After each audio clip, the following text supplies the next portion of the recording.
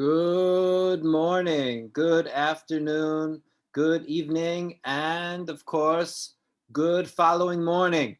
This is AMA number 47. Today is February 11th, 2021. First thing that you might notice straight away, something very, very exciting, which is it's light outside. We've turned the corner. As we are here buried in snow. It's been snowing nonstop for a few days straight, but there is hope. We are coming out of the winter, starting to think about spring, but it's been a lot of snow and it continues to snow. It's days and days. For years, we didn't have really any snow at all in Poland, and this year has been a lot of snow. I think that 2020, it's like that terrible guest at a party. The party's over and it just doesn't want to exactly leave, and it kind of carries over a little bit past when it should. So I think 2020 carried over between January 6th and a lot of other things, but feel like things are going in the right direction. Good morning, Jeffrey Rolat, up early in San Diego.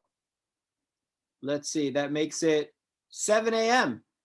Oh, not that early, but you've probably been up for a few hours. How are you today, Jeffrey? Good to see you.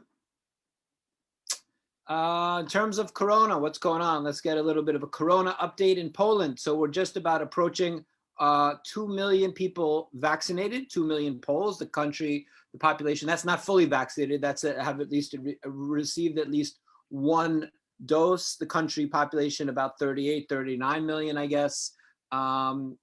So tomorrow I will actually be accompanying one of our Holocaust survivors, Pani Zosha, to make sure it goes well. She is our first survivor getting her vaccination, so that's exciting for us. I told her that I was going to pretend to be her husband and that maybe I would also get a vaccination, but I don't think that's going to work. Good afternoon, Eva. How are you? Eva in Warsaw. That's right. Tłusty Czwartek. Today is Fat Thursday. I'll talk about that in a second.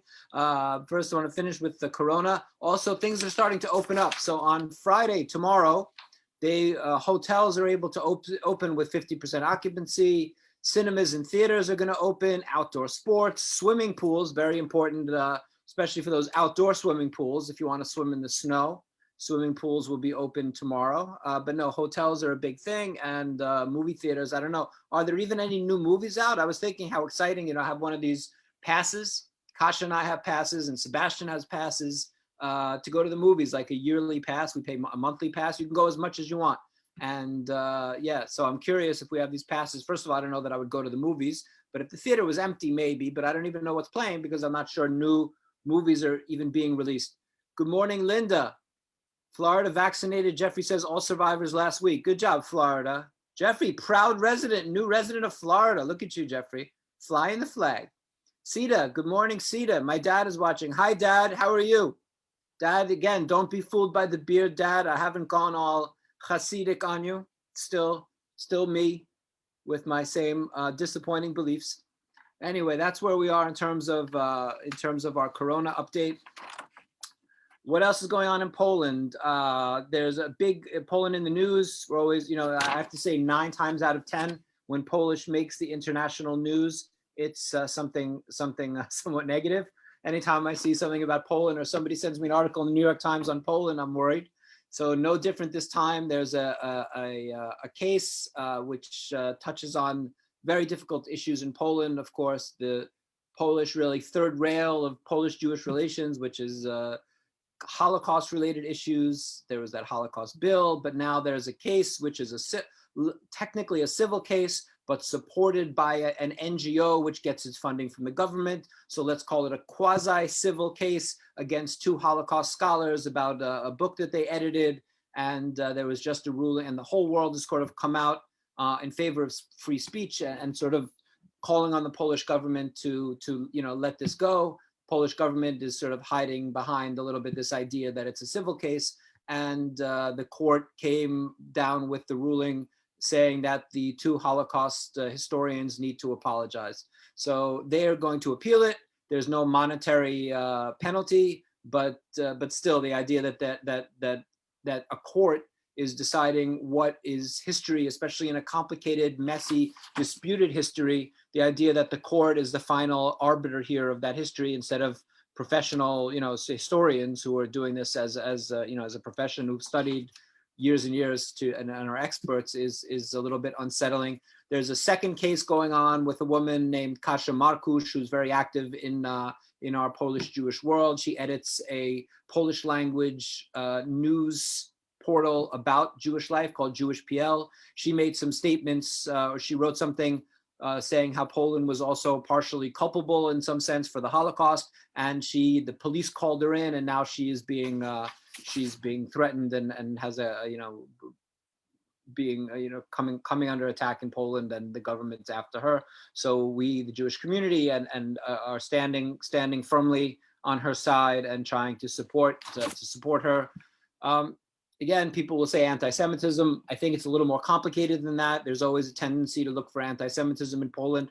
It's nationalism. It's misguided attempt to protect Poland's good name. And by doing so, you have the opposite effect, which is the government makes Poland look worse, which was, if you think about what happened a couple of years ago with the whole IPN regulation, that Poland was trying to prevent people saying Poland was responsible for the Holocaust as a nation. And of course, the result was that more people found Poland culpable for the Holocaust. So, the law of unintended consequences was very strong here. And very often, by fighting against something in a way that's unfair, you wind up being even more associated with this thing that you're trying to distance yourself from. And this was the case. Poland, I think, with Holocaust issues, with these very difficult issues which touch on Polish national identity, I feel like Poland very often shoots itself in the foot and makes itself look worse. So that's where we are with that. In terms of today is also Fat Thursday, Tłusty Czwartek. This is a very, very exciting day in Poland, in Polish, on this Polish schedule. And we'll talk a little bit about that before I get to my guest today. Is going to be really fascinating for me, and I think for all of us. Evan Bernstein, who is the director of the Community Security Service. He is the one really tasked with taking care of protecting American Jewry, as it were. It's something, a new initiative, and I want to hear about it. And he was formerly at ADL and has done a bunch of United Way, some more also stuff. We'll talk to Evan in a few minutes, but I just want to talk a little bit about a couple other things. So Fat Thursday, Tłusty Czwartek, what does it mean? It means that everybody today, and what is it exactly? It's the Thursday before Lent. So because during Lent, you're not supposed to eat certain things. So this is like a day to finally eat a lot of oily things, a little bit like we have with Hanukkah, so the Catholic holiday. And how is it celebrated in Poland? Celebrated by eating donuts, eating pączki, traditionally donuts with rose filling. They've also become very popular, these donuts. You have a lot of places you can just go up and almost these windows on the street that you can get a hot donut. They're really, really good. Sometimes the donuts are fried in lard. There's some aspects over vegetarians like me, it's difficult. Not that I'm really eating a ton of donuts, to be honest, but sometimes Kasia and I walking around cold out, we see the place, we ask what donuts are hot. And if you can catch them when there's a hot donut, very, very exciting. But historically, everybody today in Poland, you see lines outside all the bakeries. People aren't out that much. The snowing, the weather's rough, people staying inside because of Corona. You don't see the normal hustle and bustle of the city, obviously, no tourists. But outside just about every bakery in town, you see these massive lines of people waiting to get their donuts. And normally it'd work if everybody was here. Everybody brings in donuts and everybody would be eating donuts. Once I was asked by the English language newspaper here, the Krakow Post, which I guess is, I think, defunct. But anyway, to do a donut tasting and to rate all of Krakow's best bakeries. This was a very difficult job on my part. So I've been very lucky twice. I've been asked to do food related things like that. One was donuts and one was pizza. When I did a pizza podcast with the Crackcast, the local English language podcast that I sometimes participate with, and I've been a guest on, along with Rabbi Avi, who is checking in from Efrat, Saul Schechter from still snowing New York. Yeah, we're getting very similar weather here to New York this year. It seems to snow when it snows here, it snows there. Saul Schechter, mentions that Gish loves donuts. Yes, this is Gish's birthday and Christmas and Hanukkah and Purim and every day wrapped into one. Gish, our resident Ride for the Living director now and donut fanatic. It's her we'll have to check in. I'll give her a call later and see how many donuts she's eaten. I'm afraid actually to hear the answer. But I mentioned pizza. I actually, this week, for the first time, made pizza in my new pizza oven. I have one of these very cool wood-burning little metal pizza oven called Uni. Uni is the brand, Karu is the model. I have no idea what that name is. It sounds to me Finnish, but I'm just guessing. And it's really cool. So I had to assemble. I got it for my birthday from Kasha. They're back ordered, so it took a while to get here. I finally got it. And on Tuesday was International Pizza Day. So I thought, that's it, I got to break it in. So we got the wood, and I got special San Marzano tomatoes and buffalo mozzarella and the special lighter and every single possible thing that I could need. And of course, chopping the wood, it's hardwood, and I had only a little hatchet, and I was whacking away at the wood. It was really not so easy. I think I learned a lot about how to do it for next time. But the pizza came out amazing, amazing. You know, when the oven gets up to like, I had it up to about 800, but it gets to about 900 if I would have done it correctly, and maybe if it wasn't outside in the snow. But unbelievable. You throw the pizza in there and it just cooks. Neapolitan pizza, amazing, amazing with the char. I had a little too much char as the pizza was in, but you really realize how much skill goes into pizza making. When you go get a pizza and the guy's spinning it and doing the whole dough and stuff, there's a real art to it. You know, you make the dough and then you proof it room temperature, then you put it in the fridge to proof it for 24 hours if you want, or 72 hours, then you proof it again. There's a whole art. People are obsessed with the whole idea of hydration levels of the dough and all this really, really fascinating stuff going on. So my next career will be pizziolo. I'm working on it, and I think that we might wait till the weather gets a little better. You know, it's really made for the better weather when you have a big backyard or something. So we're doing it on the balcony in the snow, and then running inside to get the ingredients, and snow and mud all over the apartment and stuff. So it was a little bit of a challenge, but the pizza was really good. And of course, everybody wrote to me that they want to come over for pizza. So happy to do it, and I'll let you know as that progresses. The beard is still here. I am getting very, very sick of the beard, especially as I think it makes me look like 10 years older. So as somebody who's very, very vain, I think that I might lose the beard, but as long as Kasha still likes it, I might stick with it. It's sort of at a point where I'm kind of curious, what will it look like when I get like a really long beard? It's not that I like it, it's just that I think that I'll never do this again. So I'm afraid to cut it off because it's sort of an experiment for me. So that's where we are. We know that Jeffrey Rolat doesn't like the beard. Seems like everybody else was into the beard. Oh, Gish, we have an update. Sorry, we've received an important update from Gish. Only 3 donuts. Gish, very disappointing. I think Gish, we're looking to Gish to hit double digits with the donuts this year. I think that that's a reasonable thing for us to expect from you, Gish. Considering 3 or 4 donuts is a normal day for you, then on the day when everyone eats donuts, you gotta stand out a little bit, Gish. So get with that. Clementina, hi Clementina, how are you? Clementina, Kasha knows best. Oh, Clementina likes the beard. That's another one for the beard. Very, very, I see it. Gish is back on it. Vicky, don't let the beard go long, but likes the beard. Thank you, Vicky. All right, well, it seems like Vicky and Kasha, Vicky, Kasha, and Ola here in the office all like the beard. These are essentially the 3 women that I spend the most, interact the most with and spend the most time with. So I will say that if the 3 of them are still into the beard, then the beard can stay for a little while. Enough about me. Let's get to our guest, who's a really cool guy, and he's doing fascinating stuff, and he's done a bunch of stuff, and I really want to get to him. So I'm gonna bring in Evan Bernstein. Evan is the CEO and National Director of the Community Security Service. If you are participating in Jewish life, in the communal Jewish life in the United States, then Evan is the one looking out for you. He was the New York Regional Director and the Vice President of the Northeast Division at ADL. He was American Friends of Migdal Or Executive Director. He worked for United Way. He worked for AIPAC. He's done just a ton of fascinating different things in the Jewish world. He is on TV. I saw him all the time on TV with ADL and all different CNN and everywhere, just a real fixture in media, sort of responding to anti-Semitism and a lot of issues facing American Jewish community. So it's my great pleasure to welcome my friend, Evan Bernstein. Jonathan, good to see you. Good to see you. Are you in Connecticut? I'm in my home office in Connecticut, which has been my basically where I've been living during this pandemic. My wife had me build out an office when I started the ADL about 7.5 years ago, and I never used the office. It became like a guest room, and now it's a full-on office with you can see a little bit of the printer over there, and there's a whole lot of other stuff going on. So yeah, it's part of the new norm now, unfortunately, of having to be in the home office.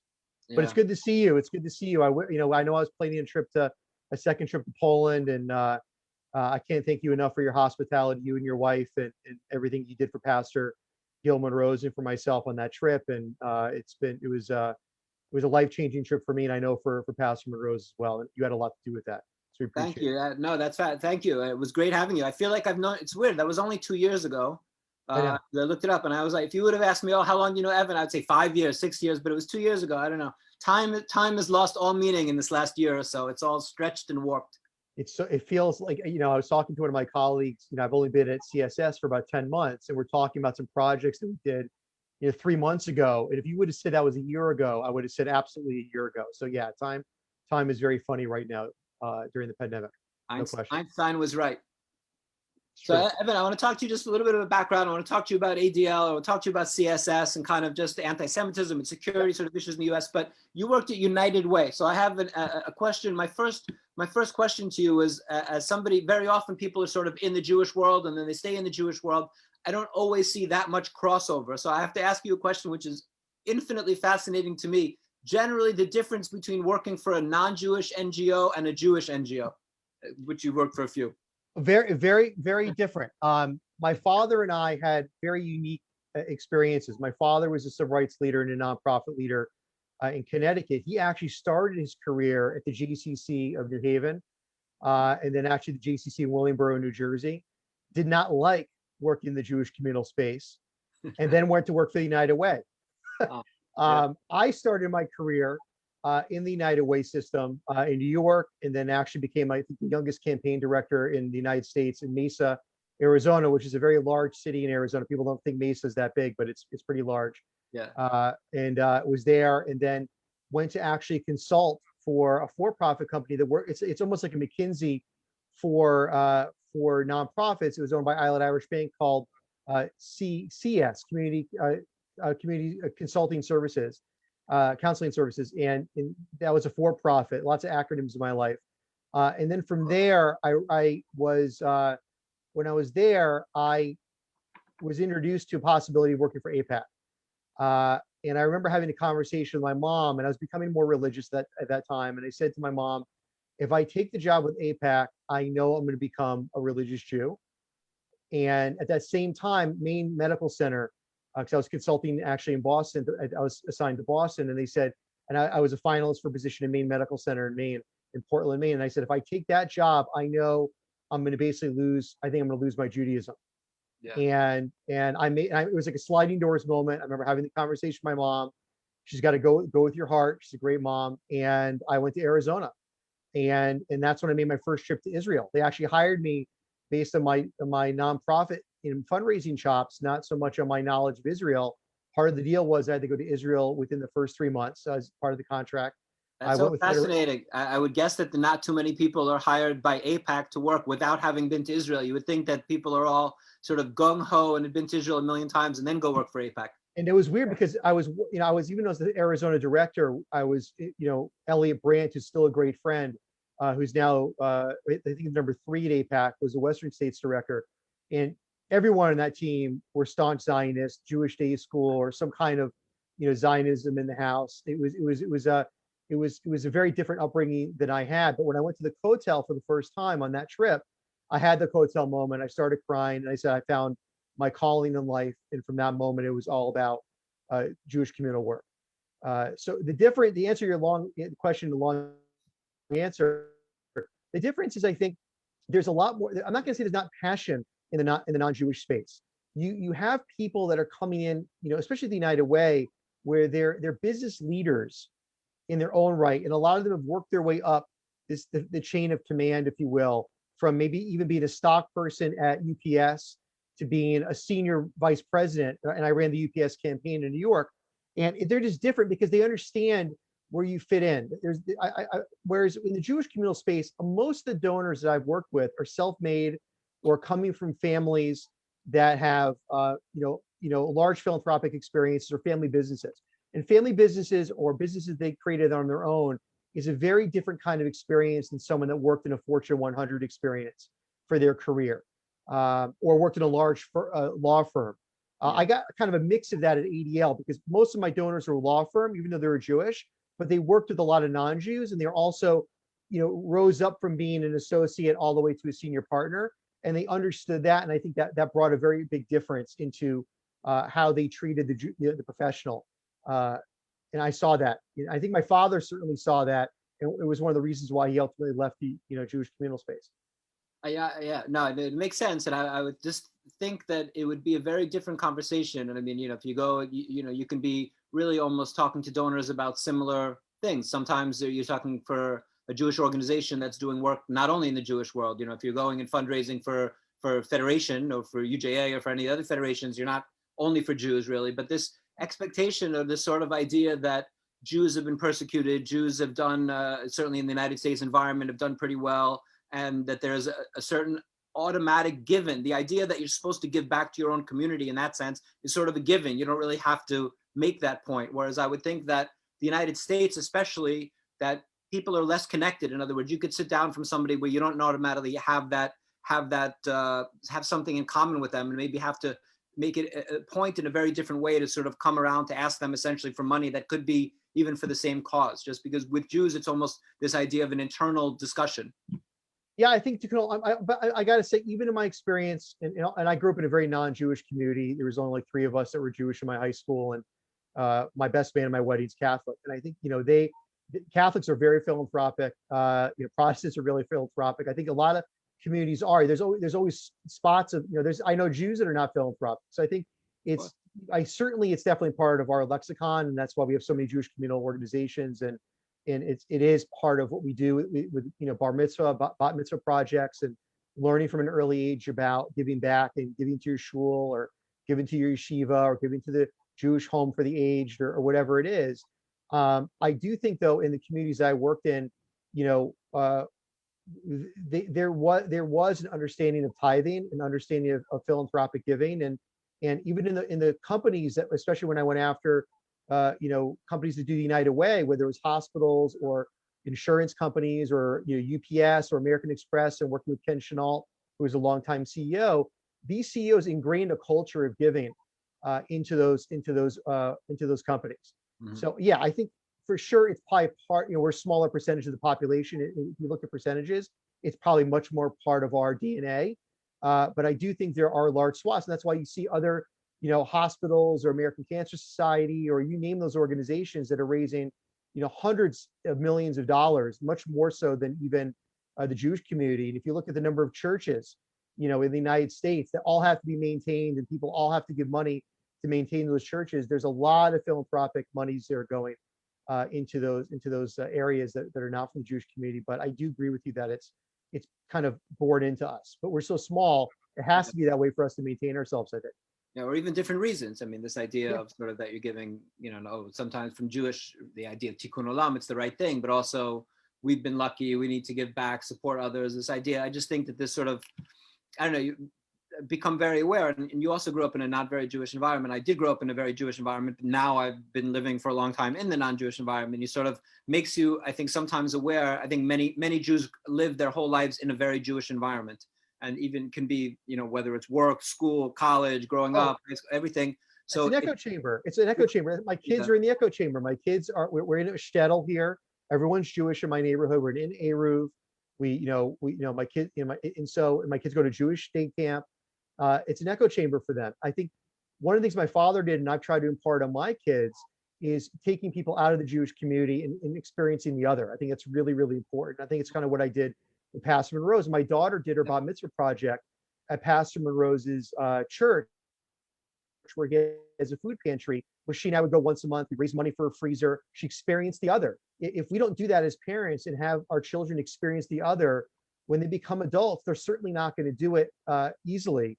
And I think that leads to issues. I think we need to really get ourselves out of that echo chamber. But I think philanthropically too, that there's a benefit to that, because we are understanding the need to give, and we give to families that are in need, or going through things, or our synagogue, or other things for sure. I think what's concerning to me, Jonathan, is that I think the next generation of Jews that I'm seeing, and if you look at especially with you in Poland and the Holocaust numbers and the claims conference numbers, young people do not understand the Holocaust. Young people are not understanding that plight of Jews and the persecution of Jews. Many of them grew up in very, very cleansed and very positive environments of being Jewish. Maybe the first pieces of anti-Semitism they're going to see is on college campus, and they have not bought in the way their parents or grandparents did, that had people that were involved in the Holocaust in the home, or that had survivors readily around them that were telling that story. I think we're now coming to a new generation that we can't take that for granted. That kind of continuation of understanding that persecution and why it's so important. And that is something I saw at the EDL, and I see even now at CSS. Yeah, no, absolutely. And I mean, I think the danger, and I'll talk to you a little bit about this with ADL and CSS in a second, but that to be mindful, the lessons of the Holocaust, how to be mindful of the lessons, how to absorb the lessons.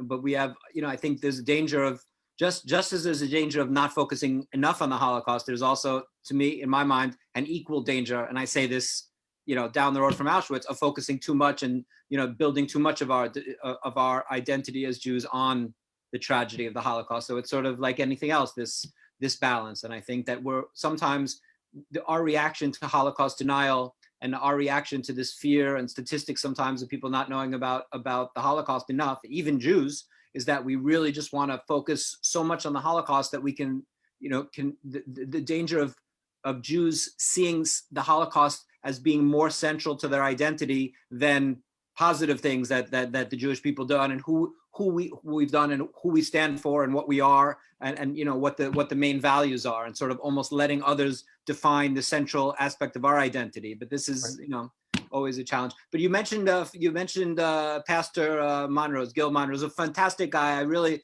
loved your visit. I want to talk to you about that. Who is an African American pastor in Brooklyn, who's a very important community leader. Who's doing amazing work, and you exposed getting more and more important every day. He's really, exposed me to during the pandemic, unbelievable stuff. And I'm, on Facebook, I see what he's doing, and going into difficult neighborhoods and talking with help stopping violence and guns. I mean, amazing work. And this is really what ADL does very well in terms of bringing communities together and this. But maybe talk a little bit about your visit with Pastor Montrose, and also my follow-up question is that.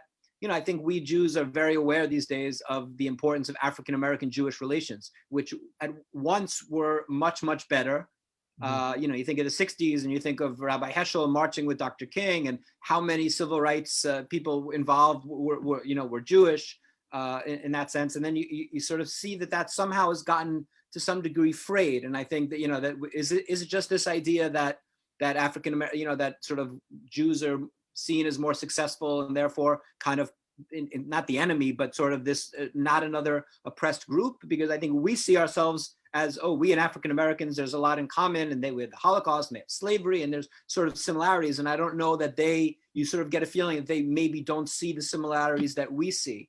So maybe talk a little bit about your visit with Pastor Montrose, and also just because you've done so much of really groundbreaking, phenomenal work on this on the ground in New York City. With African-American Jewish relations. So I think, to go even farther back, my father had a great relationship with the African-American community in New Haven, Connecticut, and London. And so it was a natural thing for me. I actually, just very close to that community, and I grew up around it. And so it was a natural for me. I think one of the things I learned is that we as we hold on to the Holocaust, we also hold on to the 60s as Jews and American Jewish relationships. And I think what happened was in the 60s, there was white flight, and Jews left. Jews left the African-American populations and Caribbean populations that were in the major cities. And so we were shoulder to shoulder with them into the 60s, into the civil rights movement, going to the same high schools, in the same community, playing, basketball together, playing, being on the same stoops together, being just 1 or 2 blocks away, and working and being together, and having that, kind of a co-experience. Also coming off the Holocaust, it was very fresh, and people could have those conversations, and there was a lot of Holocaust survivors that were in those cities as well that were part of that, those bridge building pieces, right?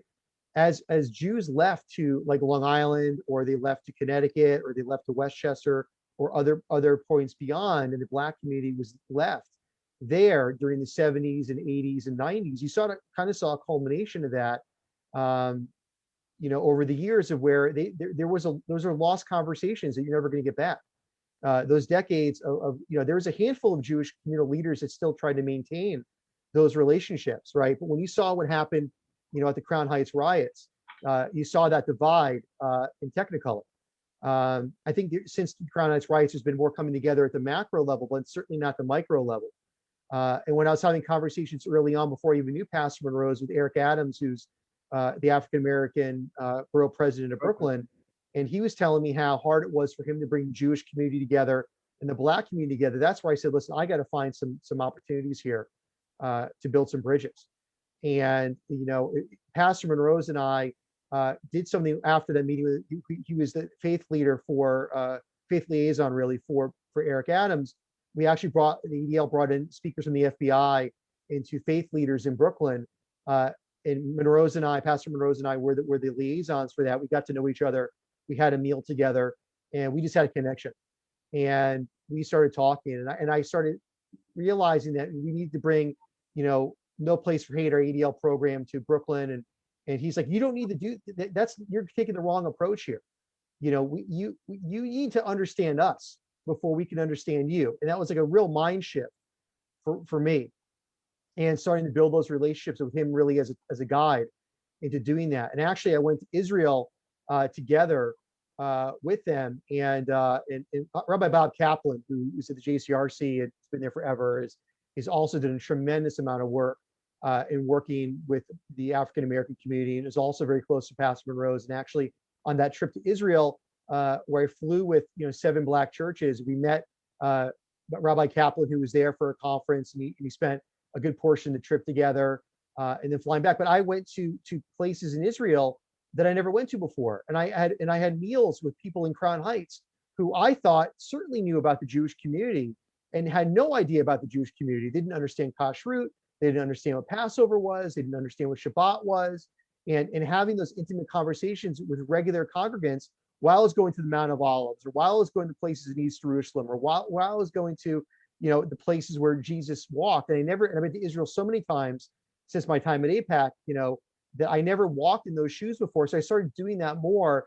And I think for me, it was about building a real personal friendship with somebody that then allowed for me to get a window into their world. And then I think for Pastor Monroe to get a window into my world, and spending intimate time together, and spending family time together, and building those relationships during sunny days, not during dark days. So when things bad happen, I'm there for him and he's there for me. But it's a personal relationship. And I think that's what was lost over so many years. And I'm not saying in its entirety, but I think certainly it was more part of the Jewish communal experience in the 60s, maybe early 70s, and lost its steam, if you will, by the late 70s, 80s, and 90s. And we so need to have that back, because we saw so much of the anti-Semitism that came, especially in Brooklyn. A lot of the physical assaults are coming from members of the African American Caribbean community, and that was an issue. It wasn't all of them. There was other communities as well that were assaulting Jews. That's what led to the trip to Poland. And if you saw Pastor Monroe's afterwards, there's an article that we did together in the Brooklyn Magazine. Yeah. I think my idea was bringing Black leaders to Auschwitz and Birkenau. It was different than bringing to the Holocaust Museum in Washington, D.C. And I think if you speak about Pastor Monroe's, and I don't think I'm speaking out of school, I think him walking to the gas chamber at Auschwitz, or being in the ghetto in Warsaw, and seeing all the memorials for all the dead Jews that were killed during the Holocaust, and being on the backfields of Birkenau with the ash pits. I think that was a life-changing experience for him. And I think it puts a different lens on it for him, in the same way that it was a game-changing experience for me to be in Israel, but going through a Christian experience with his people and having those intimate conversations. So I think it can't just be books. It can't just be you have a coffee every once in a while. I think it really, you have to target those relationships. You're not going to be friends with everybody, but you can be friends with a lot of people, and there's a lot more commonalities there than not. But you have to share yourself. I think as a leader, you have to share who you are. You can't just share yourself professionally. You have to share you. And it's got to be in you to do the work. And if it's not, it's going to come through and you're not going to be successful. And I did get that from my parents, and certainly from my father. So I'm lucky to have it in my own DNA. I think that, that's, if you're willing to do that and able to do that, then I think that your commitment to your profession is at a different, you're just bringing something else that people who aren't necessarily able or willing to do that, can do. And it was clear to me sitting at dinner in Kazimierz with you and Pastor Monroe that you guys, not, oh, you're just here, two different leaders, you guys are really close friends. And that was, and I think that, everything comes from that. You make an interesting point about the idea that the proximity, the lack of proximity after white flight in the 70s, 80s, 90s, with Jews were a big part or a part of that, left the this dialogue broken between them. I think when I think also about anti-Semitism and start talking a little bit about the sort of ADL work with anti-Semitism that you were doing there. It seems to me that it's a so much more complex issue with Jews, because unless when there are shootings, we had 2 synagogue shootings, in the last few years, which unprecedented in the United States. When something like that happens, everybody sees that there's anti-Semitism. But if I want to talk about racism in the United States, I can say, look at levels of incarceration, look at poverty levels, I can point to 1,000 statistics to show, oh, this is because Blacks weren't allowed to buy property, that they're disadvantaged economically, even up to a few years ago, and in neighborhoods recently, yeah. Even. You can show in a million ways, but with Jews, it's much more difficult to say, yes, Jews are oppressed, and, Ivy League schools didn't let Jews in different numbers until this and that. You can point to all these statistics, and the Holocaust was a long time ago, and people can connect to that. But you talk about anti-Semitism, then you say, but wait a minute, if there's such anti-Semitism, then how is it that Jews are wildly overrepresented in terms of successful careers and things like that? And you look at so many leaders of industry and that. So I think that's it's such a more complicated argument to make, because you can't automatically point to the statistics. No, and I think it's irrelevant. It's a relevant argument. How do you get by? So you and ADL, you were sitting there in a senior leadership position with ADL, were obviously thinking, and many people thinking about exactly those issues, how to make that point to the world. So how do you do that? I think you don't try to go tit for tat. It's not about one person's experience versus another person's experience. We all have very unique experiences. The Sikh community has its own story to tell. The Hispanic community has its own story. The Catholic community has its own story. There's a lot of different kinds of issues. I think it's about understanding what others are going through and hearing it, understanding it, and not dismissing it. But then also, if you can do that, you can then tell your own story. And I think that we have as Jews a story that is very different than what the Black experience is, and what they're going through and how they're experiencing their American experience has been very, very, very different than what the Jewish experience is. But it doesn't mean that the Jewish experience, that we're not feeling some kind of anti-Semitism or oppression. And our numbers, while they definitely dipped, have seen staggering numbers, rising. If you look at the number of hate crimes in New York City that took place in 2019, it was a much higher number in the Jewish community than it was in any other minority community in the city of New York. And it's one of the most diverse cities in the United States. So while, yes, there's absolutely oppression, dramatic oppression is taking place, in the Black community that's been systemic in this country since, even before Jim Crow and Civil War and before that, during, triangle slave trade, the Jewish community is certainly experiencing its own form of that. Whether it's at the same spectrum, it's very different, but it's certainly its own narrative. And I think it's our job as the Jewish community not to try to get into a tit for tat, not trying to get into a bare knuckle punching match about it. It's about, we need to help you on your issues, as I tried to do at ADL, we need you to help us on our issues, because it's a very slippery slope. And while it may not be systemic in certain aspects of the Jewish community world, what I saw in 7 years was a normalization of anti-Semitism.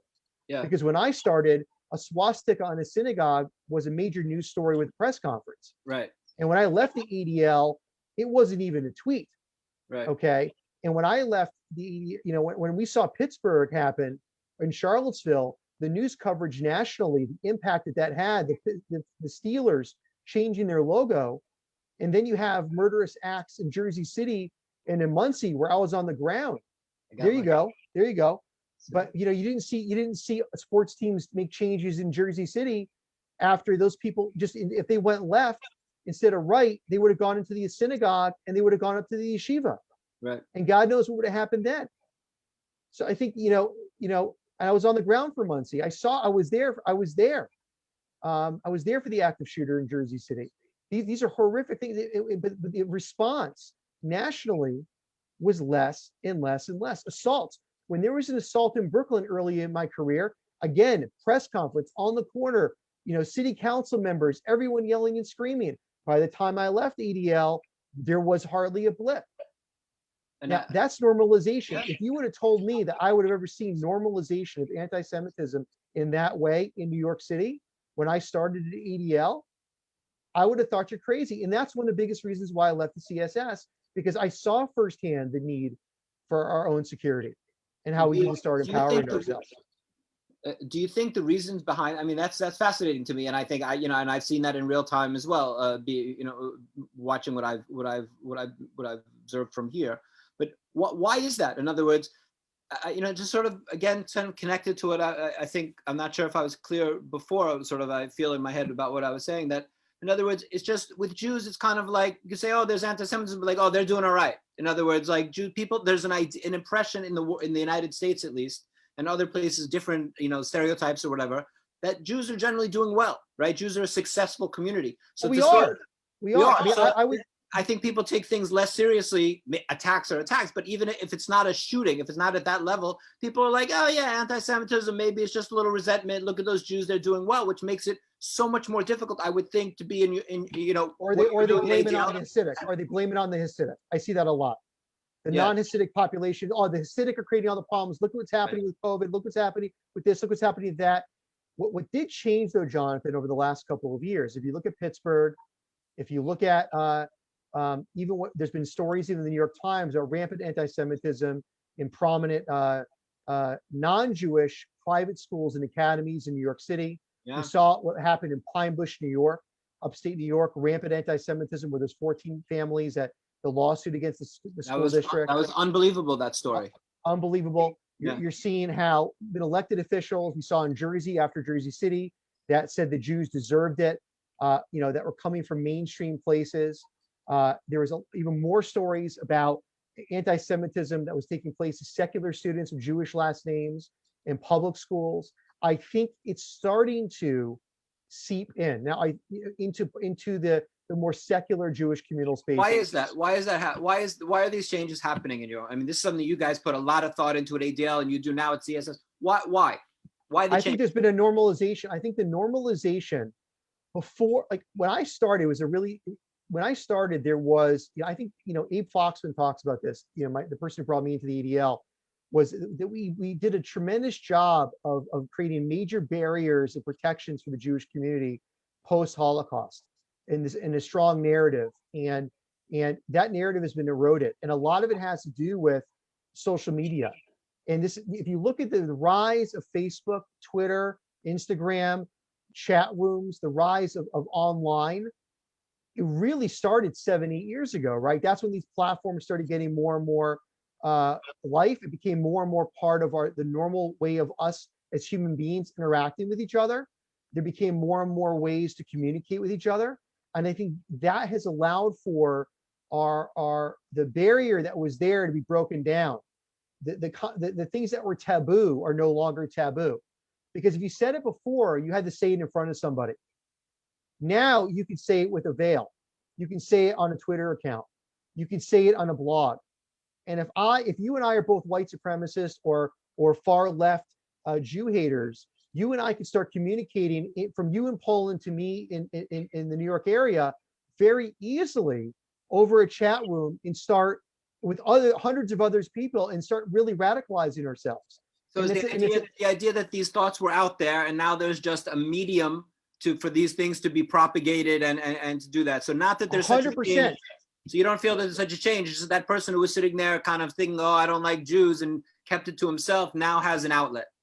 So if you look at the numbers when I was at the EDL, it was around 12 to 13, 14% of the American population we consider to be anti-Semitic based on the polling that we did nationally, independent polling. To me, that's not bad, you know. Well, no, but if you look at the American population, you're dealing with about 30 million people. That's right. 30 million people that would be overtly anti-Semitic. You give 30 sure. million people the opportunity to go online and start using chat rooms, that is serious. Yeah. And if those people then are influencing a younger generation that are open to it and are spending only 30, 40 seconds, you know, per tweet or per post, and they're reading certain headlines or they're following certain people. And I see this even in my own community. You see kids that are getting, you know, they're reading certain things that they would have read when they were 15 years old in 1985. Right.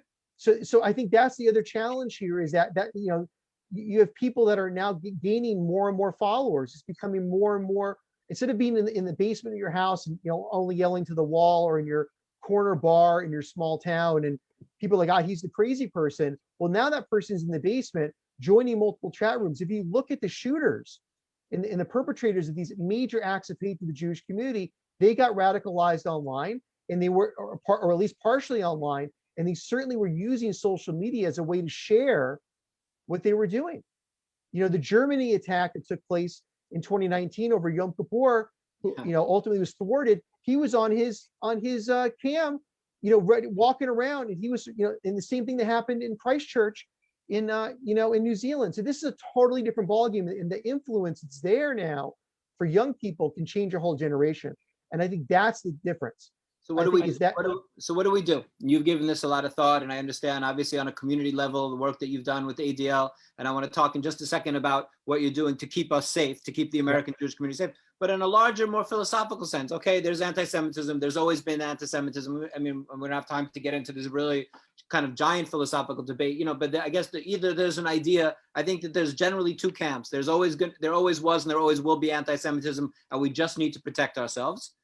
Or wait, there's really an idea that we can actually do something, and through education and contact and dialogue, we can actually radically change the amount of anti-Semitism out there, not just the access of anti-Semites to, you know, to means of doing us harm, or a platform for them, but actually limit anti-Semitism. So how do you, I mean, and of course, those are oversimplifications of categories of thought, and there's overlap there, but how do you, in other words, what should we do?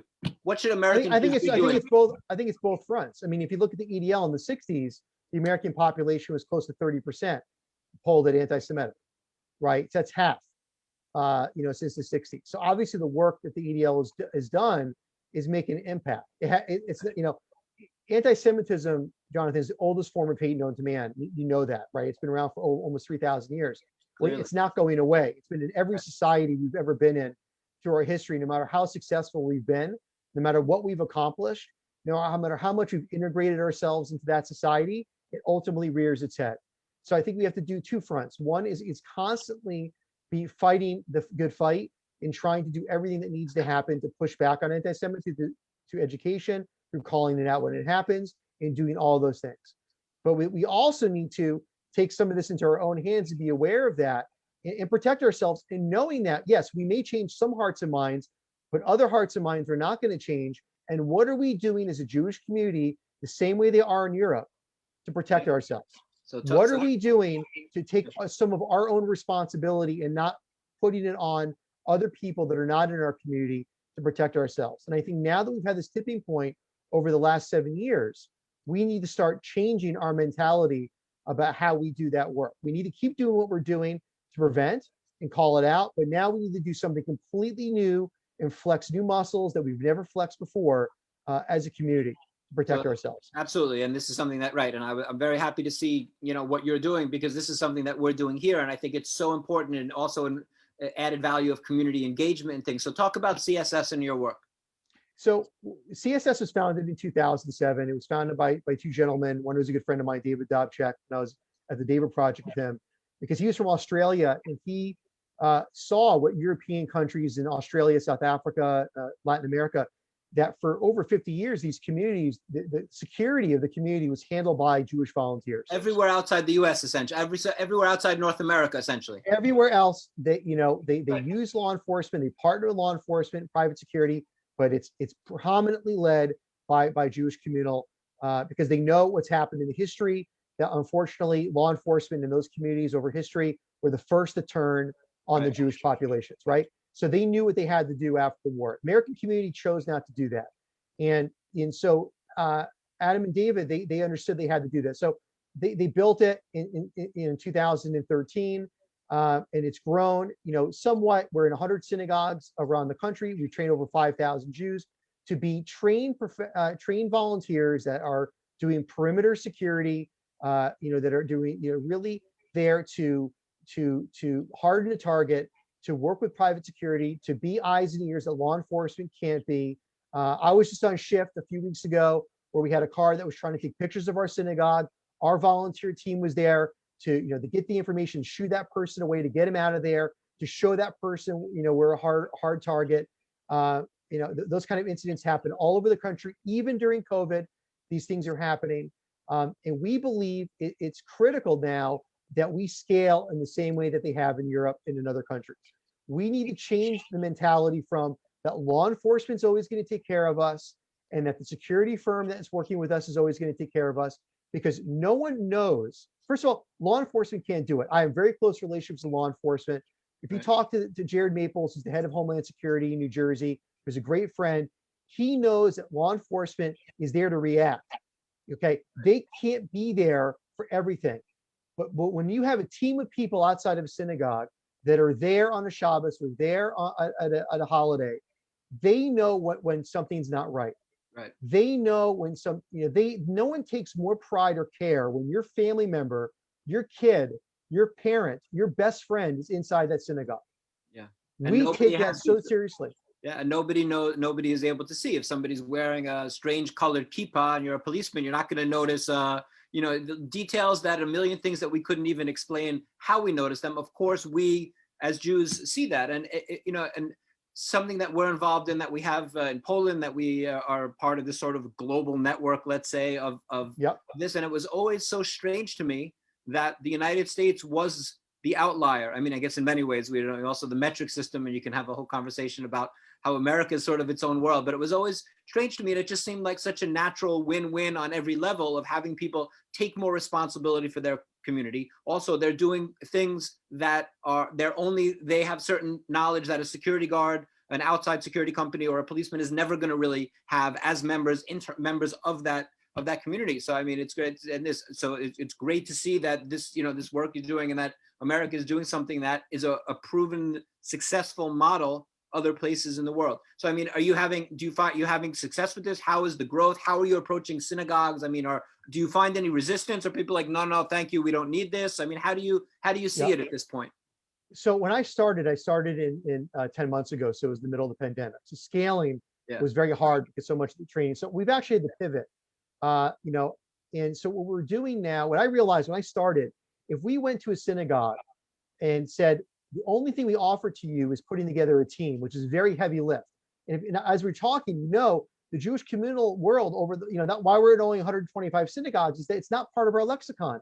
It's not part of who we are. It's not part of our DNA to protect ourselves, right? We rely on law enforcement. So if you go to a XYZ synagogue and you then all of a sudden need to go from zero to go run a marathon, no one's going to want to run a marathon, right? It's too much. If you've never run before, you're like, I can't go run a marathon. It's too much. And they say no. And then we walk away from that synagogue because all we were offering is the marathon. So what I've created with my team is a new program called Entry Point that complements our program called CSS Synagogue, which is our flagship of having teams that are doing the security.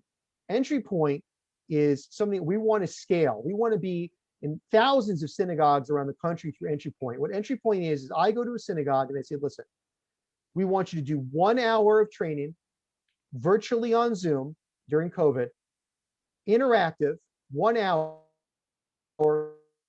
totally participatory, where we're gonna have videos, we're gonna have breakout sessions about your synagogue. We're gonna ask you specific questions about your synagogue. We want your 20 to 30, 40 people from your synagogue to be on that Zoom call. We're gonna find someone that's gonna be a captain for your synagogue. Everybody that's been on, we offer continuing education online. We're gonna offer everyone that signs up for that training ongoing continuing education. We're gonna get a captain for that synagogue, that's the entry point. They're gonna become part of our family. And slowly, we want to build that process of them understanding volunteer security to the point of where they will then feel comfortable enough in a year or 2 or 3 to be able to then have a team. So instead of going from 0 to 100, they enter proactive volunteer security. And through that, which is very unique, we're also talking about our partners, whether it's CSI, which is part of SCAN, the Secure Community Network, which is federations, who help harden those targets, who have great relationships with law enforcement, who are doing that work, which we don't do. We're working with EDL Center on Extremism, who's doing, they're doing the counterintelligence, and they're doing everything with the Center on Extremism. That we have 3 organizations really that are CSS, CSI in SCAN, which is SCAN, and also EDL Center on Extremism, that are really the 3 legs of the chair, which make up the other organizations. If you go to like in Poland or UK CST or other organizations, they're all under one roof. But we're covered now with like these 3 major organizations: the volunteer space, the working with federal law enforcement, local law enforcement, hardening the targets, stop the bleed, all that kind of work, which SCAN does at the highest level. They're by far the largest security group in the United States is SCAN. Michael Masters, great friend. And then the people underneath that, in cities like Mitch Silber, CSI, JCRC, amazing partner. And then you have ADL, which is now a partner of ours. We have an analyst that we share with CSI, Mitch Silber, who's helping us get intel through the work that EDL is doing in the Center on Extremism. So for us, it's about getting those congregants to the place where they are feeling comfortable in understanding this. And I don't think you can do that by walking in. First conversation is, bam, you need to have 20 or 40 people for your synagogue standing out front. Programmatically just doesn't work for them. It's too much. We've shown entry point now, and we have our first synagogues rolling out at the end of this month, which I'm super excited about. And I really am excited. And the law enforcement has seen it. They are thrilled about it. And this is a way to build an army of eyes and ears, even though they may not be trained to stand out and be physical security, but they're going to know when they're walking from their car into synagogue what they're seeing. They're going to be inside that synagogue. They know what to look for. And then through the trainings of our partners, those synagogues are going to become incredibly, solid, communal spaces, with the obvious goal of having a team out front.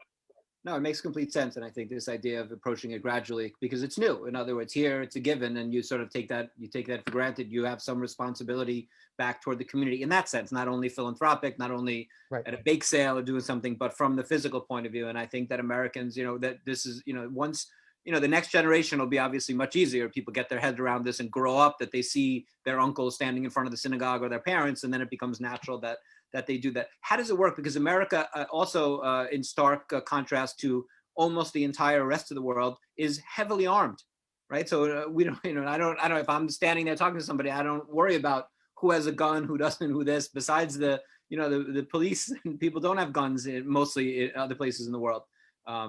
How does that work? Do you have an official position about that? What if you're in these open, going to talk to a synagogue in Texas and these open carry states? Are people expected? Are you doing firearm training as eventually part of it? If you're not doing it, what is your role? How are firearms entering into your thought process as you design these programs?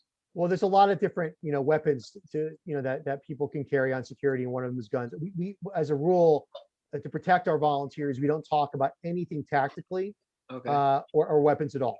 We just don't. So we want to keep our people safe. We don't talk about our shul specifically. We don't talk about, full names of our people. I've had death threats. I don't want anybody that's a volunteer. I get paid to do this. I don't want anyone that's a volunteer to, God forbid, ever have to go through that. Yeah, no, it always adds a layer of things in the United States, because most places in the world it's a very fair question. When I sit down, no, fair enough. I don't want you. Last thing I want you to do is to say anything that you shouldn't say. Just here, we talk about it. It's just something we don't have to think about. I don't have to think. We're talking about it because firearms are so hard to get. We don't have to think about. Oh, wait, maybe we have a team of 10 people. We're taking care of our synagogue. Maybe we should all go get. We don't have to. We don't have to think about it because it's not possible for us, or most places in Europe, people don't have guns. My personal philosophy, which I can't say, which is not organizationally related, which is my personal philosophy, is any person that's carrying a weapon needs to be very well trained to carry that weapon. Very well trained. One would And hope. if you look at law enforcement, even what just happened in Austria, okay, that even highly trained, highly skilled law enforcement miss a lot of the time, and they're very, very well trained. Yeah. So if you put you have to be an incredibly skilled individual, very highly trained, to be able to be effective with carrying a gun in those kind of situations. And I think a lot of people, have seen Rambo, and they see Steven Seagal, and they think that they can do those kinds of things, and that those are movies. That is not real life. Have a conversation with law enforcement. Talk to an expert before you decide to carry a weapon. Yeah. And I believe philosophically you need a tremendous amount of training in order to be able to do that. Before I feel comfortable for someone to carry a weapon. No question. I think security as a concept in the United States is much more complicated, because there's an assumption that weapons aren't difficult to acquire as they are in many other places. Oh, it's true. But in places like New York City, they're very difficult to acquire. So it is very hard, because well, you don't have a border between New York City and anywhere else, though. True. But we in Europe don't have borders. So if Spain was, luckily all the countries where we are, there aren't any countries around here that you can pass without a border that are very easy to acquire weapons, right? Because then we would have to say, if it was easy in France or Germany or Spain, which there are no borders with Poland, then I would have to treat that the same as if there were in Poland. So I mean, I don't listen.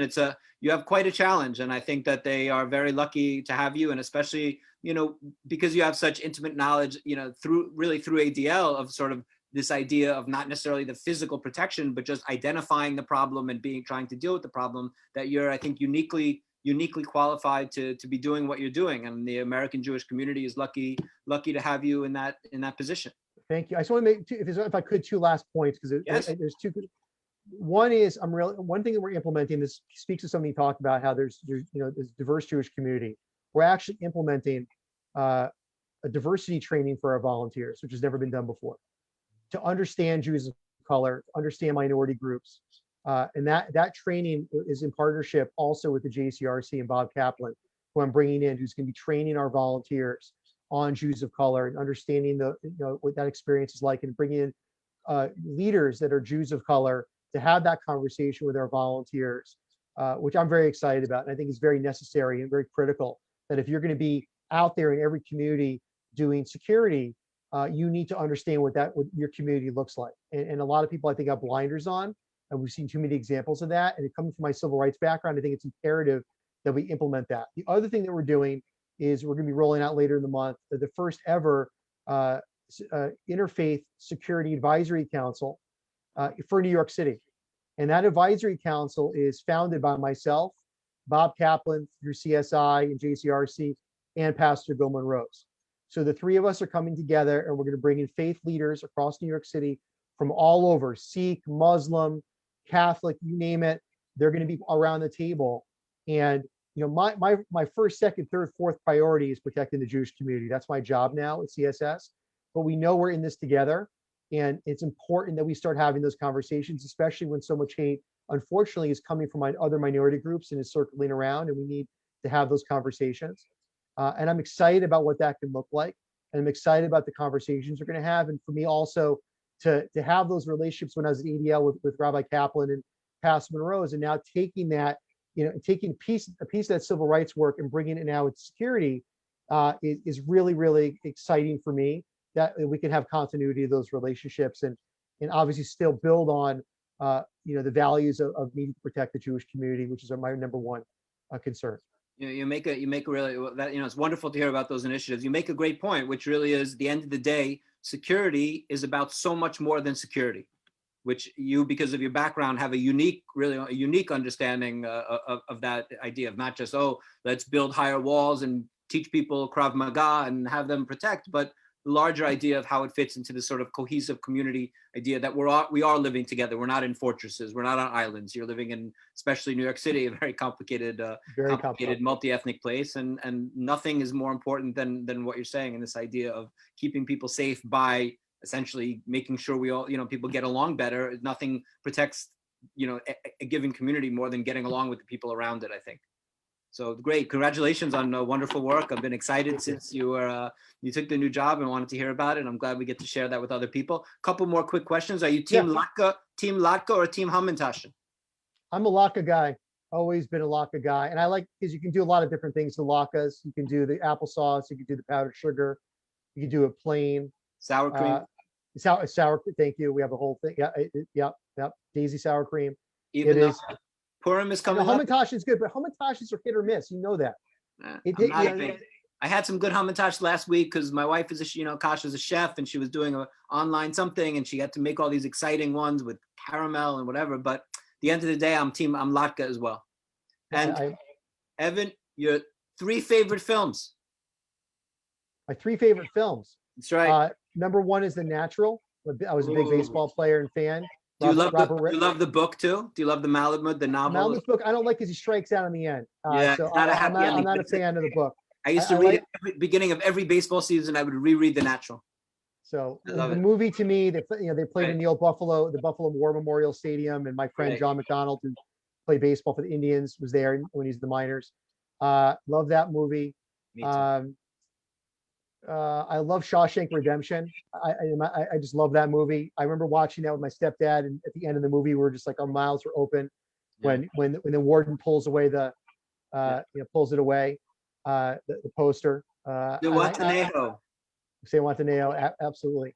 And I would say my other favorite movie is probably I don't know if I've those are my 2 really biggies. A third favorite would probably be, I hate to Schindler's was such an important movie, and I'm not just saying that because you're right down the street from Schindler's house, in Warsaw, but I think that was a game changer for me as well. I just think that movie did something for me as a Jew. Yeah. So I think even though I can't really watch it again, I really can't. Otherwise, I can. I can watch The Pianist again. I can watch other movies again. I can't watch Schindler's really again. Try to watch snippets when it's on, but I can't. But the impact of that movie was life altering for me. So I think those are my 3. It's a solid 3. Evan Bernstein, my friend, thank you. Congratulations. Good luck with all that. You have a hard road ahead of you, but thank you for doing amazing work for the U.S. Jewish community. And I think that there are a lot of people have a lot. I was going to say, a lot of people have a lot to learn from you and what you're doing. And security on one side, but just in terms of the interfaith and breaching, building these bridges that you've done is exemplary, really, in the Jewish world. Thank you. I appreciate it.